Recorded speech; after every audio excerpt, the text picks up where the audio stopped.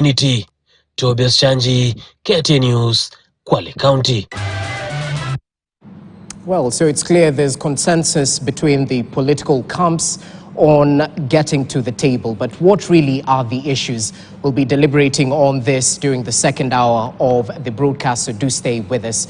But let's inform you about other developing news. Now, religious leaders across the country, led by the Anglican Archbishop Jackson Ole Sapit and President of the Baptist Churches Convention of Kenya, Reverend Bernard Obuya, have called on the cost of living to be included as a key agenda after the Kenya's government and the opposition coalition agreed to form a 10-member joint committee to resolve their differences.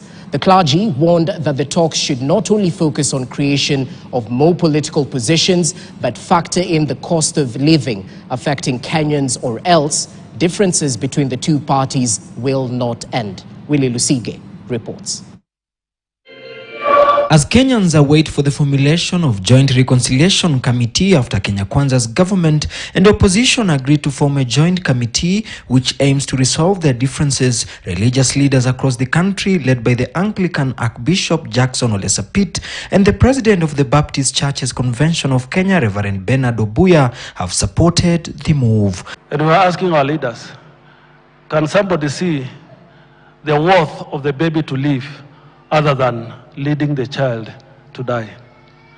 Are we going to compete until everybody's dead? While speaking during the 100-year celebrations of SCK St. Stephen's Cathedral, Jogoo Road, the first Anglican church to be built in Nairobi, Sapit said it is important for the joint committee to factor in the high cost of living as one of the major agendas rather than focus on creation of political positions. It's our prayer that our national leaders will take Kenya as bigger than the position they hold today. Political leaders present affiliated to Azimio la Umoja warning that they will only accept the agreement of the joint committee if the top of the agenda will revolve around lowering the cost of living. Kila kitu imeenda juu, tukubaliane, watu waongee na waongee kwa ukweli. Hakuna mtu ambaye hataki Kenya, kila mtu anataka amani na kila mtu anataka amani, kwa sababu amani, bila amani hatuwezi kumove. So mtu ambaye anajifakifua akifika Kenya ni yake. Hii Kenya si ya mtu bwana. Hii Kenya ni ya Kenya wote. Yesu ni nuru yangu. At the Kenya Baptist College of Theology in Tigoni, Limuru, during the graduation of religious leaders who are pursuing theological training to curb fake religious leaders, the President of the Baptist Churches Convention of Kenya, Reverend Bernard Obuya, called for the same during the negotiations between Azimio and Kenya Kwanza, insisting that Kenyans want to know how soon will the cost of living go down. We are still calling the President and the opposition to sit down and have dialogue. We need peace in this nation. Even with the current East that we are going through a lot of hardship, without peace we cannot be able to move on. Warning that attempts to create more political positions will not go well with Kenyans amid the current economic crisis. But Kenyans are suffering. We need the things to go down so that the normal Kenyans can also enjoy being in this nation. Wajir North Member of Parliament Ibrahim Sani has also agreed with political leaders who are calling for the Committee of Reconciliation between Kenya Kwanza and Azimio to factor in the high cost of living rather than focus on creation of more political positions. Kenyans are not happy in some way. Let me tell you, let me be honest. Taxing is high. The cost of living is high. Kenya Kwanza wants to listen to the hustlers,